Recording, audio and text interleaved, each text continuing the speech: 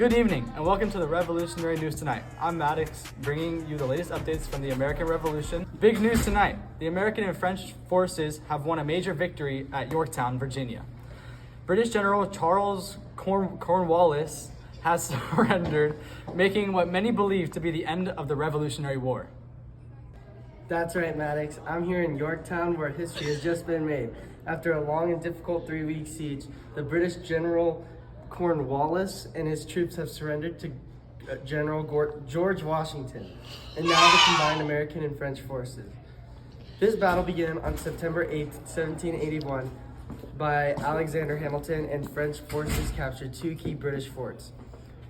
Redoubts 9 and 10 at sea, Admiral Legrasse's French Navy blocked British ships from bringing supplies or reinforcements.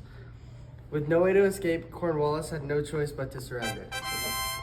Joining me now is Dr. Michek. Can you tell us what led up? Of course, fudge! Joining me now is Dr. Michek. Can you tell us what led up to this huge victory? Of course. By 1781, the war had been going on for 6 years. The British thought they could win by moving their army to the south, but the plan failed. General Cornwallis came to Yorktown and set up the safe base, but it turned out to be a trap. The teamwork began. The teamwork between America.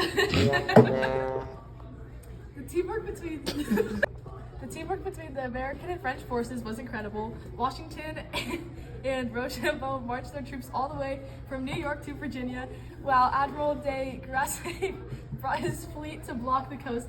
Everything came together perfectly. That's amazing. So what does the surrender mean for the future of the war? It means that British war effort is over. Losing this army was a huge blow for Britain. This victory will likely lead to peace talks, and soon we may see the United States officially recognized as an independent nation.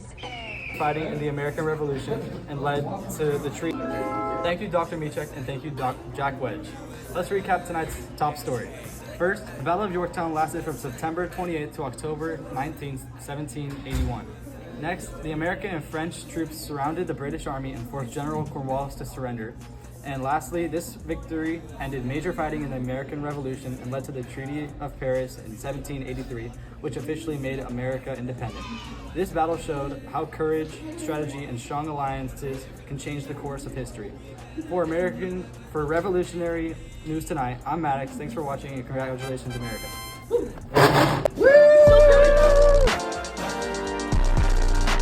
Good evening and welcome to Revolutionary News Tonight. I'm Nola and American Revolution. Good evening. You got Good? Good evening and welcome to Revolutionary News Tonight. I'm Nola. The American Revolution is finally over and the United States of America is now independent. Tonight we have an exclusive interview with General George Washington, fresh from leading the Continental Army to victory. Are you still filming? Yes, I'm still filming. Continental Army to victory. Let's go live to our reporter in Philadelphia. Thanks, Nola. I'm standing here with General George Washington. General, first of all, congratulations. How does it feel to finally be done with the war? Thank you. Honestly, I feel like I've run a marathon, except instead of a finish line, there were cannonballs. Instead of cheering fans, there was mud, rain, and the occasional goat stealing your lunch. Cheering fans, there was mud, rain, and the occasional goat stealing. Thanks, Nola. I'm standing here with General George Washington.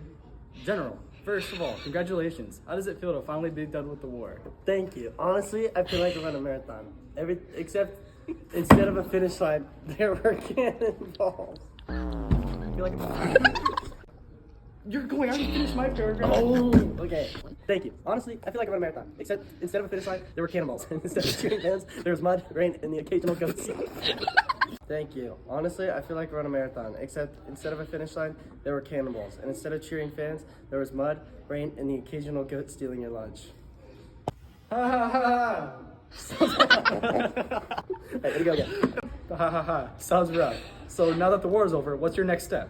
Well, I'm thinking of taking a break from commanding armies and maybe commanding a pair of comfortable shoes. But seriously, we have a country to run now. That means making laws that actually work and keeping the states from doing whatever they feel like, including printing their own money or declaring independence again. Fair enough. What's the biggest lesson you've learned from all this fighting? Patience, in that nothing motivates people like the promise of freedom, and a little French cannon fire. Honestly, if it weren't for our allies, this would have been a lot harder. And also, apparently, people don't listen to marching orders unless you really, really mean it. Don't mind, I need to go somewhere. Any message for the citizens of the new United States? Yes, remember why we fought. Stay united and don't take liberty for granted. Oh, and maybe practice a little self-control. We just want independence, now let's not start arguing over trivial things like taxes again. Thank you. General Washington, it has been fascinating hearing your thoughts. Thank you. Now if you quiet and consider never seeing a battlefield again. Ready? Okay, there you have it, straight from General Washington. To summarize, the war is over, the United States is independent, and Washington is taking retirement seriously. His advice: stay united, value freedom, and maybe give yourself a break from arguing. And yes, apparently running a war is as exhausting as it sounds. Revolutionary news tonight. I'm Nola. Good night, and remember, freedom is hard work, but it's worth it.